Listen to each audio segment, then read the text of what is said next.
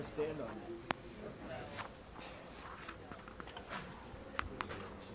Yeah, I think it's the second one. I'll go ahead and put this on there.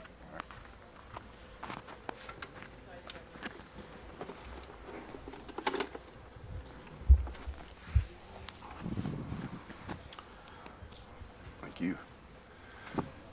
Okay. They said we just get started. I need a no opening statement. No, Coach, you don't have to do an opening statement. Yeah, I know. Yeah, go ahead, guys. You told me. Coach, I'm waiting. Have you seen this defense evolve over the season in general, from week one to some speed bumps, but now really rolling at the right time? Well, I think what it goes back to spring practice. Obviously, we had some guys out in spring practice, key players. Fall camp also. So repetition in terms of that in the early part of the season, and just the matriculation of reps on the grass, playing together. I think the development of the front, the defensive line, through that growth process has been a huge jump. Playing really physical, really strong, good technique up front. Obviously, with Braz and Dallas on the edge, we can get pressure off the edge. I think that's the biggest thing up front. In the back end, just getting them to play together. There were a lot of moving parts, and obviously we had Caleb Downs, a freshman, come in, who is not playing like a freshman. And so that, then the other part of it was the, Deontay was the really the only linebacker with reps for us. So we had to get a lot of reps to two, Tresman Marshall and Jahad Campbell, who had not played linebacker at Alabama. And getting that in sync in actual game speed is probably where it came. Kevin, with a month or so to look at this Michigan offense, what really sticks out to you so far? Well, they're very big. They're very well coached. They play physical at the line of scrimmage with good technique, and they're very capable of running the ball. And then they have a quarterback who is obviously very talented and understands their offense and executes at a high level, game in and game out. Very consistent across the board. When you look at Blake Corum as a running back, what stands out about him on tape? Very physical runner. He's got really good balance and body control, kind of a patient guy that has a good, one jump, skip, patience, find the hole, good vision.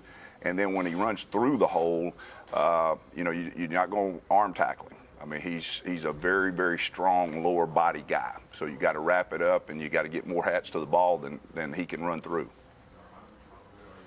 Kevin, you've been with Nick at several stages of his career and time at Alabama. How have you seen him change in terms of coaching style, and have you noticed any differences this year? That's a good question. I have been with him 3 times. I've known him since 1985, so we go way back. Really, to be honest with you, in terms of any difference in him, I can't tell any difference at all. But obviously, the defense has evolved from 07 to now, the hurry-up offense, the spread, all those kind of things. And he's the best that's ever done it at taking and adjusting defenses. He's very, very good at it.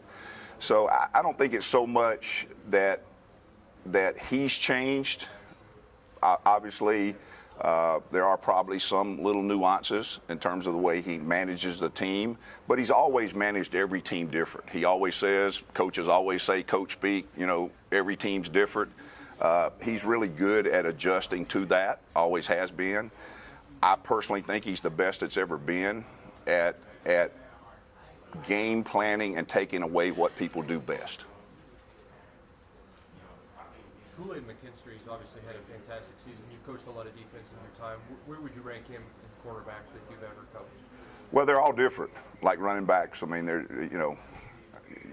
I was on a team that had Barry Sanders and Thurman Thomas on the same team in college. 2 Hall of Famers, totally different backs. So to compare guys, it's really hard. They're different style players, and their strengths and weaknesses are different.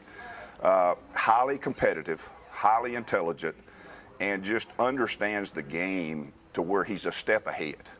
And that's probably the biggest thing with Kool-Aid.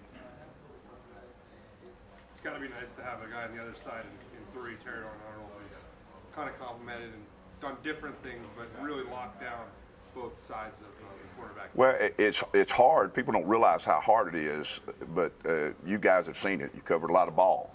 When you have a guy like Kool-Aid on one side, where does everybody want to go? The other side.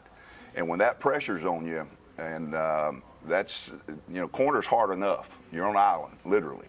And so when you're opposite somebody who is established, it puts a lot of pressure on you. And he's handled it remarkably well, very, very smart, very competitive. And he's kind of got ice water in his veins. We always talk about play the next play. He probably does as good a job of being able to play the next play as anybody. You mentioned Marshall and Campbell as 2 guys who needed reps because they hadn't played a lot. Kind of same deal with Tim Keenan up front. What has he brought to the defense? Well, first of all, he's a grown man. He is a strong, strong guy, but he's very, very mature. He's a pro. He comes to work every day. He's consistent in what he does. He does not have ups and downs. That's a hard job when you got 300 pounds on your right ear and 300 pounds on your left ear coming at you. And, of course, he's a very powerful man, very strong, uses his hands very well. But, again, I go back to those guys. You have to be a smart football player. And our whole defensive line, we've got some really, really smart guys. But Tim is kind of a guy that he kind of knows what's coming before it happens. Malachi said he had to remind himself sometimes that Caleb Downs is still a freshman. When did he stop looking like a freshman to you? We got in about the same day, and I didn't know he was a freshman. With your defensive linemen, you got Dallas Turner and Braswell, but Justin Avoigbe kind of goes under the radar sometimes. How beneficial has it been to have a guy like that as kind of one of your 3rd or 4th guys on that? Yeah, Justin, number one, you'll see him here in a minute. He's a large man. He's very powerful. But it goes back. That was one of the guys, with his neck situation, not in spring practice, early fall camp, limited. And so we had to, he just come out of it. He's healthy. He feels good. And he's just improved every week. He is a very serious person, very serious about what he does. And so he is a force. I know the job's not finished right now, but how proud of you are of this defense? I mean, think about the teams who faced: Texas, Steve Sarkisian, Lane Kiffin, Tennessee, LSU, Georgia, and this defense has responded well in several of those matchups. Well, I think this group of guys, they're very competitive. They're extremely competitive. They are extremely coachable. This group is extremely coachable, and they work very, very hard at understanding what we're doing, but understanding what the opponent is doing too. We've just got, I go back to this, I've said it several times, very impressed with the competitive spirit of the guys, but also their football intelligence. These guys, they're easy to coach. Kevin, it seems like Jim Harbaugh always preps a trick play or 2 for big games. How do you go about kind of trying to predict and prepare for something like that? For big games? A trick play for big games, for any game as well. Yeah, all games. Not correcting you, but you don't put on the film. That's part of their offense. And so it's all about eye control. You got to know your job, you got to do your job, and you got to be very, very disciplined with your eyes, because they're going to have what we tag as gimmick plays. But in some offenses, gimmick plays, they pop up in certain occasions. They pop up when you least expect it. It's part of his offense. I mean, it appears it's in every game plan. So you rep them like you do anything else, but it still comes back to eye control. If you're looking at the right things, you won't run into something. What did your run defense learn from the Auburn game? Well, the Auburn game, obviously, we've been very good at run defense all year. That was a little bit uniquely different in that, they did some things different than was on tape, and we got it adjusted second half. I think the biggest thing was just, again, the run fits. You got to be disciplined in it. You can be too tight, you can be too wide, and it's a difference in 3 yards and 30 yards. And so, just the discipline of it. Ask Coach Saban early on in the year about your offensive side of the ball, and Tommy Reese, 31 years old as an offensive coordinator at Alabama is pretty impressive. What's the relationship been with you guys, and what have you seen out of him? We were really impressed with the stuff he's seen yesterday. Both of my children are older than him. Tommy is, I've known his dad for a long time, back when he was an assistant at UCLA. I've known Tommy for a long time. Number one is, Tommy is a very, very smart guy. He understands football at a high level for being young, but as smart as he is, it's not surprising. The best thing about it is, you think about Tommy is that Tommy is a tough guy. You know, when you're a quarterback, play caller, college quarterback, you know, you may have this perception of just, okay, he wants to throw the ball all over the lot. He's a tough guy. He understands the physicality of football. And in the SEC, that's important. So very impressed with him. He's got a bright future, There's been moments this year where your boss has been smiling a bit more, laughing a bit more. Apparently after the SEC championship, he was dancing in the locker room. I don't know if you saw that at all, but have you seen any new sides of him come out this season? Well, like I said before, I've not noticed anything different. I've known him for a long time. He smiles at the right times. He always has. So, no, I really hadn't noticed anything different. Now, the dance was different. Okay. The dance was different. Can you show us what his moves were? Not this guy. Kevin, did he have to sell you on coming back? What was that conversation like? Well, it was interesting. You know, we've known each other a long time. I personally think, number one, and I've been in football a long time. My dad was a coach too. He's the best that's ever done it. And the way that he has the program at Alabama and the university, the way they're committed to it, and I grew up in the state, it's kind of hard to say no to the University of Alabama football. It's really hard, or next to impossible, to say no to Coach Saban. And so it was a pretty one-sided conversation. What did you say to him? Yes. Coach, how much has recruiting changed? You know, you mentioned you've been around a long time, known Coach Saban since 1985. There was a time when half of Alabama's roster was Alabama guys, and now it's a national brand. How much more pressure is it to recruit guys coast to coast? Well, recruiting has changed to where I'm not sure it's recruiting anymore. It's evaluation. Obviously, we have NIL, transfer portal in it now. The NIL, that's changed recruiting. It used to be a relationship. Stay close to home, go to your favorite school, go to your favorite coach, go to the coach that you had a relationship built with as a position coach or a recruiter. And there's so many other factors that go into it now, all the way from, you know, playing time to finance. And so it's a lot of moving parts. It's completely and totally different. Completely and totally different. A lot of players seem to enjoy being around Coach Travaris Robinson. How much growth have you seen out of him as a coach this year? Well, Coach Robinson is, again, very, very smart. Very smart. He is a great teacher. He's a great recruiter. He has a very good relationship with people. He's got really good people skills. He's a great communicator. He has a bright future. You know, I personally think, this is my personal opinion, I think in the very near future, he will be somebody's head coach and be very successful doing it. Kevin, I was hoping you can explain this. You said that it's way different now, recruiting, but at the same time, you said this is one of the most coachable teams that you've had. So, you know, how do you find, or how do you get to that place, I guess, when the relationships are maybe different in the beginning, but you still have to form this cohesive team? Well, I think it's basically, you got to get the right guys in the room. They got to be made of the right stuff, you know, and Coach does a great job in the evaluation process of getting players that fit what he wants to do.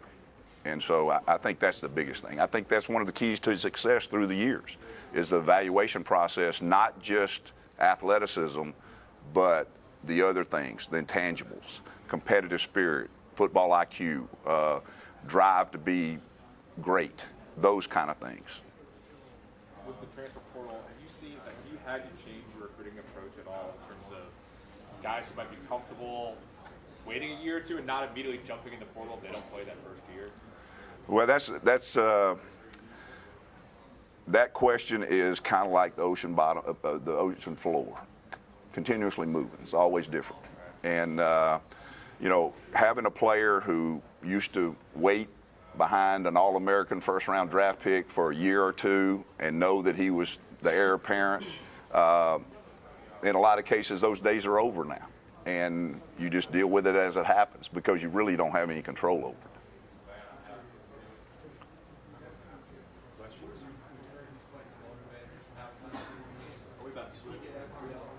5 minutes remaining, and then we will switch the players and coach. All right, so I gotta ask. Lane Kiffin earlier this year said he intimated that they had taken play calling away from you. What did you think of that? And Nothing. Nothing. I know Lane. Okay. Why do you think he said it? I don't know. I don't know. You'd have to ask him. Did they take the play call away? Did they that change? No.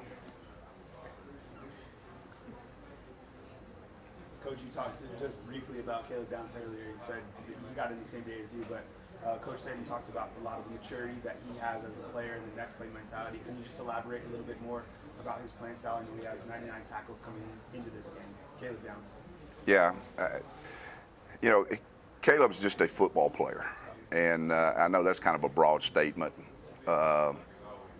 He's very smart, very competitive, very mature, and just has an athletic skill set that really allows him to be a great player.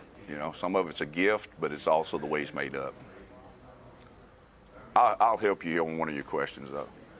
Who do you think the defensive coordinator at Alabama is? Who? Name but one. And he's won 7 national championships. As long as you know that, we're good. If there's nothing else, guys, we'll move Coach on into the next room. Has he evolved at all in terms of how hands-on he is with the defense? No. Still the same as when I used to go visit him at Michigan State when he was the head coach there. Brilliant defensive mind. Brilliant. One step ahead all the time. He has the ability to see things and take away what you do best instantly, and adjust it instantly. Coach Deontay was saying you know how to get him going from a motivational standpoint. How do you know when to pick and choose? Who's that? Deontay Lawson was just saying you know how to motivate him. When do you know when to pick and choose when you've got a lighter fighter under there? Well, they're all different.